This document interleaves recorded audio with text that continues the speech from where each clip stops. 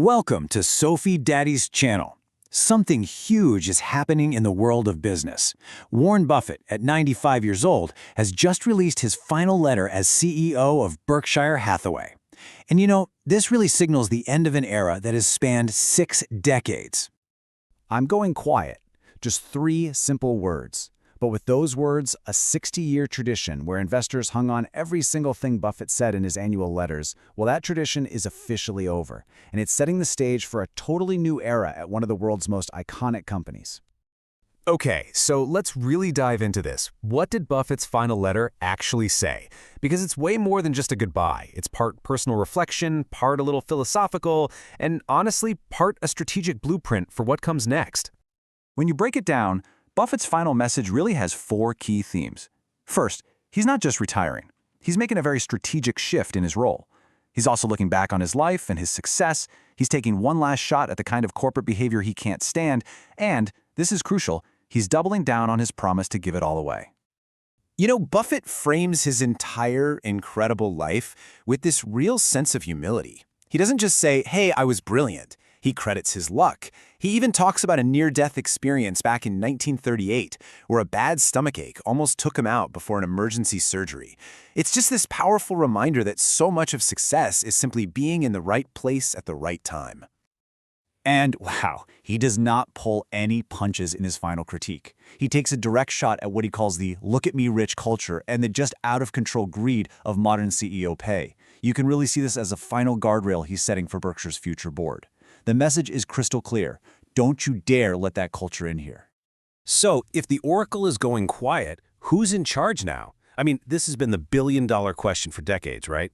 Well, let's meet the new team. So the succession plan isn't about finding another Warren Buffett. Let's be real, that's impossible. Instead, they've cleverly deconstructed his one massive role into a specialized team of 3.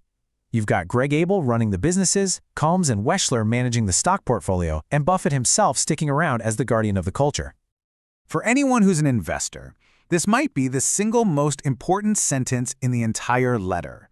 This is Buffett's full-throated, absolutely confident endorsement of his successor, Greg Abel. This isn't just faint praise. It's designed to be a massive signal of confidence to the market, to reassure everyone that the person in charge of their money is just as capable as the master himself. And here is the genius move. Buffett is not cashing out. By holding on to his super voting Class A shares, he's basically creating a golden shield for Greg Abel. This makes it impossible for some activist investor to come in and challenge the new leadership. It's like a bulletproof vest for Abel, and it's the ultimate vote of confidence, because Buffett is keeping his own fortune right where it is. To really get why Berkshire is probably going to survive and thrive after Buffett, you have to understand the machine he built. It's really unlike almost any other company on Earth. Let's just start with this number, because it's staggering. Berkshire is sitting on a record $382 billion in cash.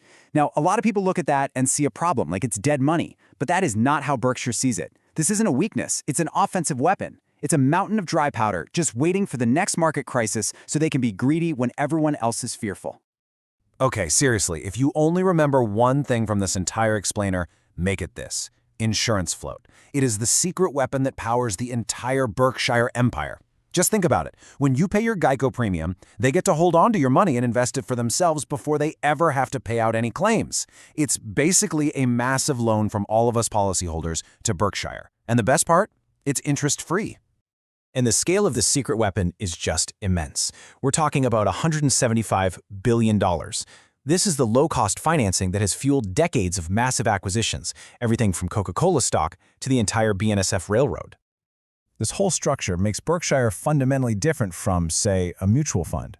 A fund can only buy stocks, and it has zero control. Berkshire, on the other hand, owns entire companies, has full operational control, and it's all fueled by that massive interest-free insurance float.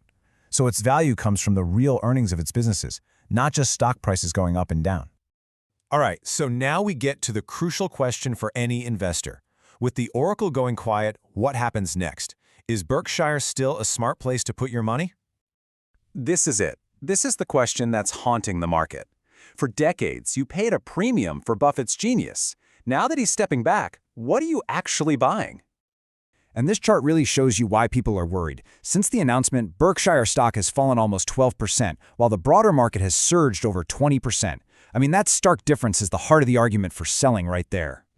So here's the debate in a nutshell. The bears are saying the Buffett premium is just evaporating, and the company is simply too big to grow like it used to. The bulls, though, they see this exact moment as a classic Buffett-style opportunity. They're arguing that the market is just reacting emotionally and totally ignoring the fact that the company's actual operating earnings are surging. The price is falling while the fundamental value is rising, creating a discount on a financial fortress. And this leads us to the biggest strategic question of this whole new era. With $382 billion in cash and fewer giant companies to buy, will Greg Abel do something Buffett famously hated? Will he finally start paying a dividend? You know, doing so would be the single biggest break from the past, and it would signal that Berkshire is shifting from a growth machine into a more mature, value and income company. But you know, beyond the stock price and dividends and all that, Buffett's final letter was ultimately about one thing: cementing his legacy. And his legacy, it's really twofold.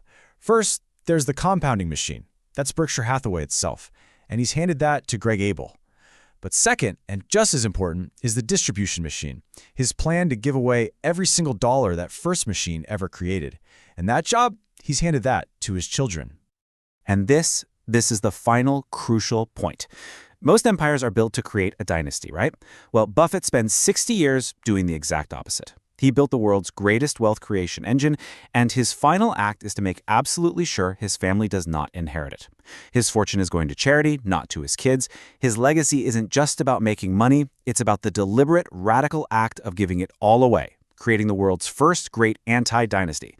And maybe that's a final lesson worth more than all the stock market returns combined. All right, the learning doesn't have to stop here. If you want to explore even more, I've built the perfect place for you at sophie-ai-finance.com to unlock a new way of learning. Think of it as your personal learning toolkit. If you just want the big picture, you can watch the video or listen to the podcast. It's perfect for getting the main concepts down while you're on the go. But if sometimes you need to hit the pause button and really let an idea sink in, you can visit the blog article. It has all the details, charts, and text from our discussion so you can review everything at your own pace.